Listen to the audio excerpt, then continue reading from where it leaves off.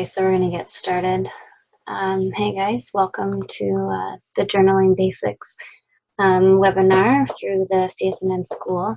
I'm Cara Janzen. I'm the owner of Radical Nutrition, and I'm a holistic nutritionist and a health and lifestyle coach with a background in biological science and psychology.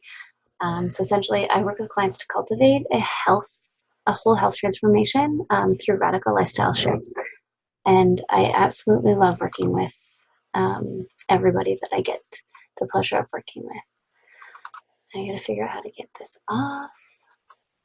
There we go. Okay, so basically what is journaling? It is the simplest yet most profound ways and methods and tools that is available that can enhance our overall well-being at every level, like mental, emotional, physical, and spiritual.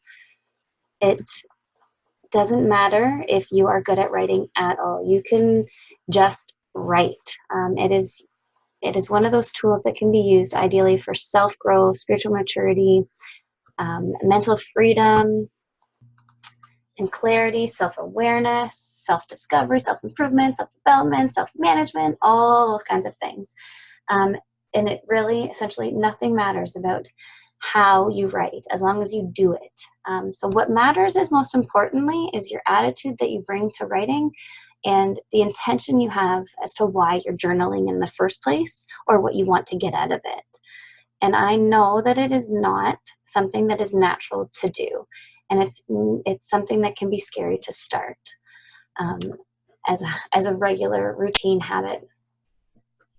But we're just going to take one side step to talk about the negative things that can happen when you bring the wrong attitude and intention into your journaling experience. It can be really misused. If you approach it in the wrong way, journaling can lead to like excessive self-absorption and wallowing in your self-pity.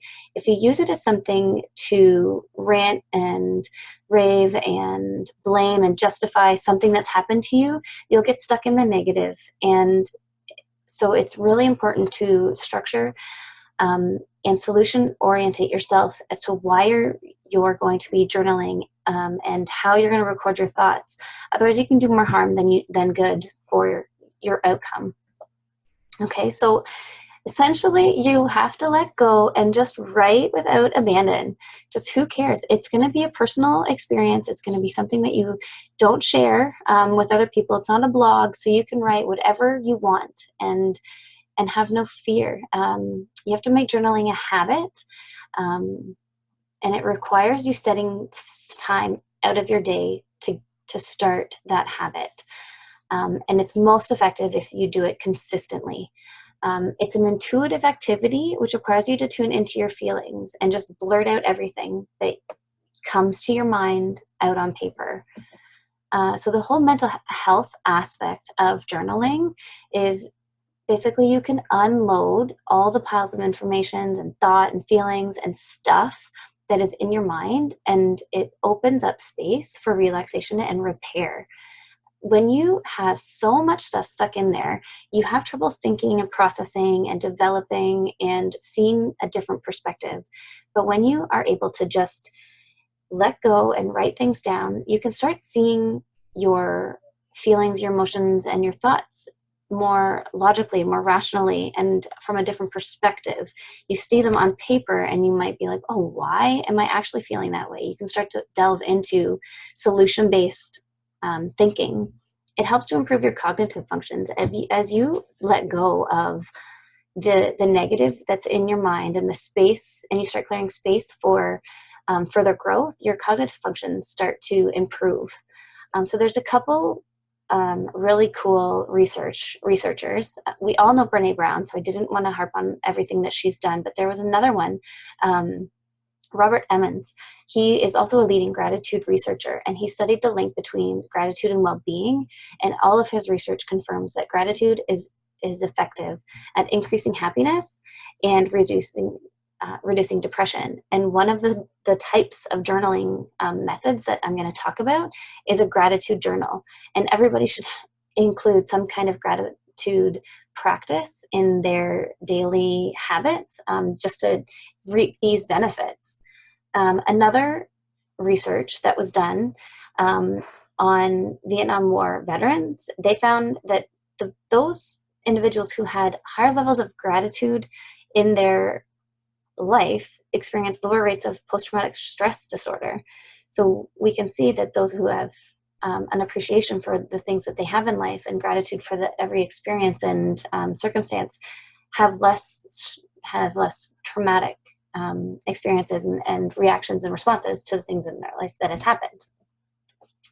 So the cathartic features of journaling is used or benefited by the individual when you can delve into the past hurts that you might be holding on to, or the traumas that you hold on to, or experiences that were unpleasant. It's kind of like going to a therapist, but free, because you're writing it down. So you get to process your thoughts and perspectives around that experience, as long as you do not sit in self-pity. So you're now going to put down your thoughts around what's happened and switch into a more discovery type mindset, and you're going to work on solutions to help you move past what's happened, help you to see a different perspective, help you to forgive in a situation, help you to heal through it and grow. The point and the biggest benefit of journaling is to grow through whatever you're dealing with at the time. Okay, it'll help you reflect and glean insight and gain clarity around a situation that you might be suppressing in your mind. And that, as soon as you've gone through something that is blocking your energy, it allows openness and freedom and increase in your life. You can use this method as a brainstorming for solutions on how to slowly work through different experiences and processes in your life. And it just helps you to feel enlightened by moving through past experiences that might be causing you some energy blocks.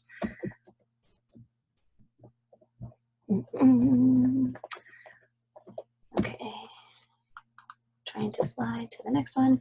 Okay, so one of the big methods of journaling that a lot of people are talking about right now is called bullet journaling. And basically, if you're a person that likes lists, this is a really effective method of journaling. It's a way of recording everything that's in your life in a very minimal way. So there's two different terms that are used in bullet journaling. So one is rapid logging. It's the language in which the bullet journal is written, which makes sense because you're quickly just like jotting down the information. And then bullets. So basically that's the syntax. So if you see the picture, that the dot represents tasks, and those are things that you have to do. A dash represents the notes, and those are things that you don't want to forget. And the circle represents events that are something that is noteworthy that's happened in your life. And as you'll see, there's this next term called nesting, where you simply add layers into the notes and in the. So for example, you have a event, Leah's dinner. You have things that you don't want to forget. So the notes you have, it's at El Salvador's. Okay. So that is an example of very effective ways of using bullet journaling.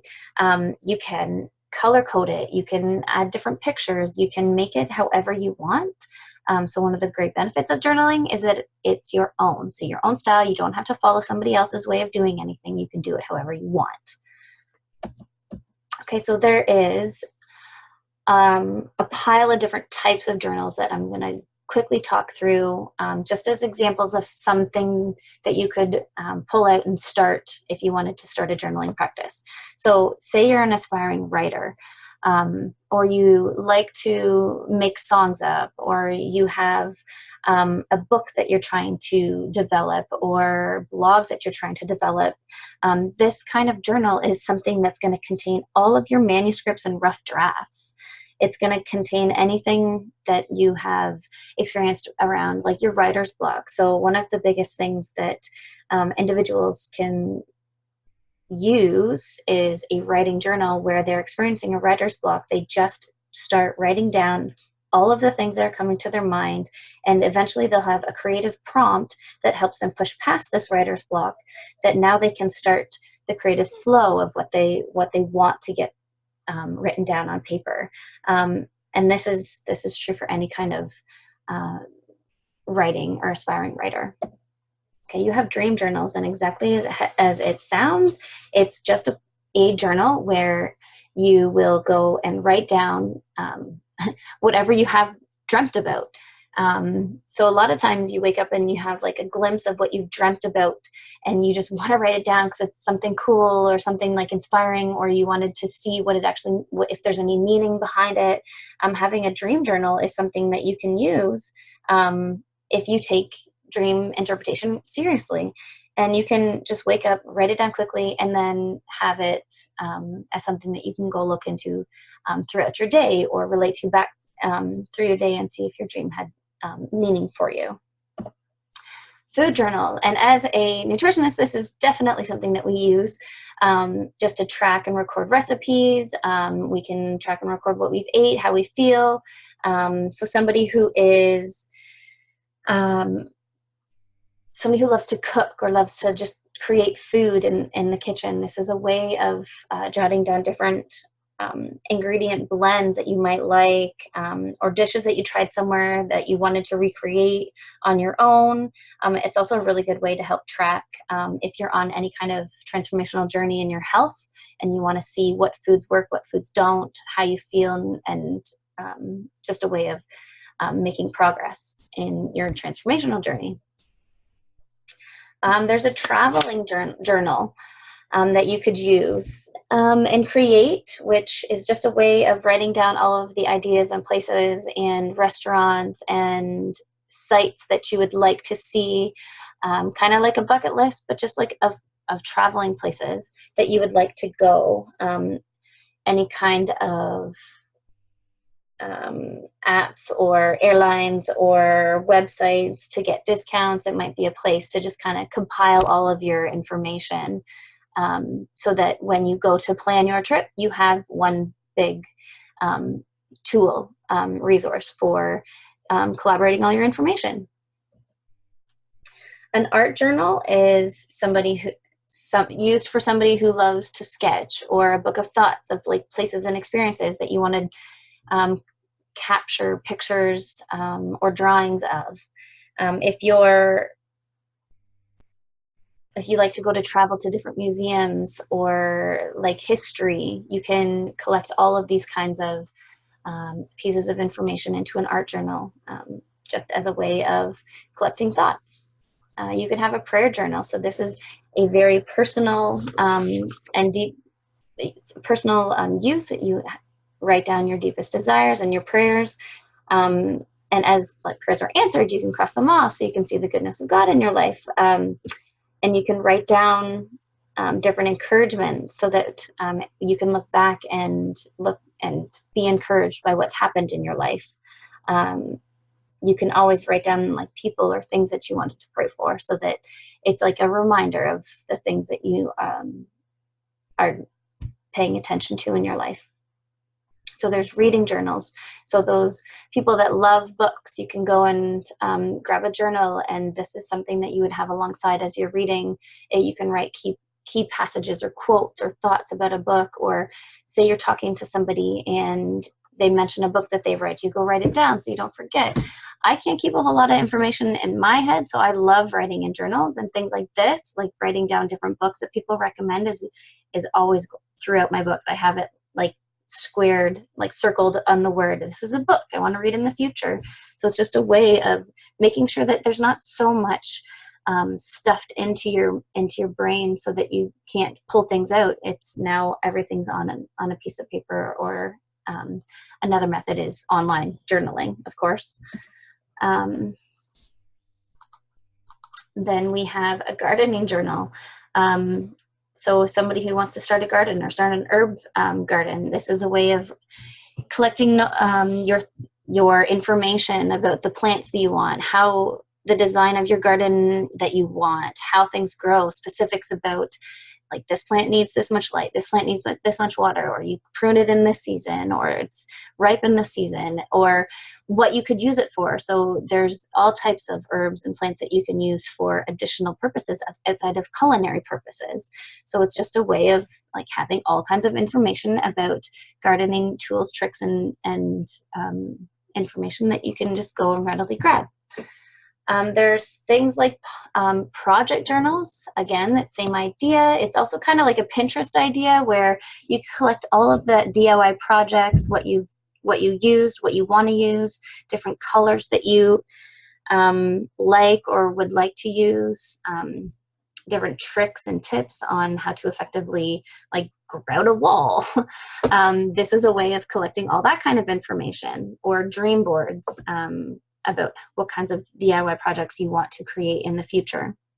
A pocket journal is as simple as having a small journal book that you carry around with you, and it's something that you write in regularly throughout the day as you come across something that you really want to remember, or a quote or poetry that you hear or think of, different activities that you have to, different errands that you have to do, or activities that you need to get done.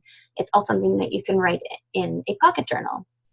Workout journals are very similar to food journals. Depending on your goal of your workouts or your exercise routines in life, how intense you want to be or not. If you have personal best, if you have weight reps that you want to keep track of, so that the next time you go work out, you just go pick up your workout journal and see, oh, okay, I was at 25 pounds for this. I'm going to work up to this. So it's just a way of keeping track of where you're at and how close you are to reaching your goals. There's also pregnancy journals, and people can keep these, and it depends on the type of person you are and what you want to include. But you can go super in depth and in detail, and you can go to just general information. It's up to you totally. And it is another place that you can write anything from like your meetings, like from your doctor's meetings or your naturopath meetings or your like midwife meetings or whatever. You can go and write all of that information down so you can refer back to it. Okay, so the most important journal type that I want to talk about, because there's so much research around the effectiveness and the impact that this kind of journaling has on our overall well-being, is gratitude journals. And we all know, and we've heard this before, like you just, at nighttime, you write three things that you're grateful for that happen throughout the day. Or you wake up in the morning and you write 3 things that you're grateful for that to come for that day. And it is simply and strictly, it is only for things that you are grateful for. And it's one of those types of journals that is really effective at cultivating a spirit of happiness and constant appreciation for the things that you have. So it helps to develop an attitude of gratitude towards people, things, and events in your life, because you're constantly reflecting and referring to things that have impacted you positively. So it's really life affirming, and it has effectiveness for strengthening your emotional resilience and reducing stress, along with other things that I'm going to talk about. So it gets you into habit of focusing on the positive things in life. And so we all know that like the more negative you focus on, the more negative that comes into your life. So as you flip that and flip your perspective, the more positive things that you focus on, the more open your heart is, the more open your life is, and the more positive things that will come into your life. Okay, so gratitude journals, the benefits. It helps improve your psychological health. So just by decreasing your negative emotions like envy and regret, you're increasing your positive emotions, and that increases your psychological health. It improves your physical health. So as you become more grateful for the things in your life, your body, you start experiencing less aches and pains, and you just start taking better care of yourself in general. You start making better choices, food-wise or activity-wise. It promotes better quality and duration of sleep, just because you're in a more restful, positive atmosphere in your body and in your mind. It promotes higher levels of self-esteem and less social comparison. So the more that you are grateful for the things in your life, the more you can appreciate what is going on around you, and the more you can appreciate the differences between you and your neighbor, and the less you feel envious of the things that are happening for other people, because you're grateful for the things that are happening for yourself. It also fosters friendship. So as you encounter individuals in a first-time basis or in a repeat basis, the more that you're grateful for that experience and meeting that person, and you say, thanks, it was great to meet you, that just opens that door for development of future interactions with those people, because they feel appreciated and you are appreciating their involvement in your life as well. It increases optimism. Again, the more positive that you focus on, the more positive comes into your life. And it reduces inflammation, and it improves your mental wellness or your mental well-being, just by decreasing the negative emotions and negative energy in your life. It allows for the reduction of inflammation, and increases empathy and decreases aggression. This was found in a study at the University of Connecticut. Okay, so how do you start journaling? If you've never started a journaling practice, it can be a little bit overwhelming, but basically all I'm going to say is just start journaling. Just get a book. You can choose paper or online. So if you have like an online job, so you're always typing emails, or you have a desk or office job where your computer is what you look at all day long, I don't know if you would want to choose an online journaling method. Paper method might be very therapeutic, just by writing or creating, and using a different mental process by writing and creating on a piece of paper. Now, the next thing you would do is choose the type. So do you want to do a gratitude journal or an art journal or a travel journal? Or do you want to combine? Do you want to make one book into all types of journaling types? So a gratitude journal on one page, and then the next page you're going to go into whatever you want to travel to. It can be a mix of different types of journaling methods. It's your journal. You do what you would like. The next thing you're going to do is block out times that you are going to consistently come back to journaling. So say you want to do it every night. Okay, what time at nighttime can you always come back to your journal and write? What time in the morning can you add it into your morning routine? A great way of waking up in the morning and just journaling, or a way of like ensuring that you get in that devotional in the morning, so that you want to like get out your journal and start writing or thinking about the positive things in life, so that you start your day off on a positive note. And then just write, and then write some more. There is no such thing as a perfect journal. You just have to get started. And you have to choose whatever one speaks best to you, and that is most enjoyable, and that you're going to get the most value and effectiveness from. Okay, so what happens when you feel stuck? So you've been writing in your journal for some time now, and now you know, okay, it's 8 o'clock at night, and you're sitting down to write in your journal. You don't have anything in your mind that you want to write about. So here's some questions that you can get started with to just kind of prompt you to just write. So like, how are you feeling today? What is something that you're facing today? What was an issue? How did you feel about your most recent problem that you experienced? Do you have any spiritual lessons in that problem that you could glean from it? What are your thoughts and triggers on the current feelings? Why do you have those feelings around that situation? What is the message hidden in last night's dream? What do you need in order to change yourself for the better? And why do you feel like you want to change that or improve that? Are you being self-compassionate? And are you seeing the entire picture of a situation, or just your perspective? Can you flip and see the other person's perspective, or the other perspective, or another perspective? It might not be a situation with another person. And are you being dishonest with yourself or with others? In what ways can you be more mindful? What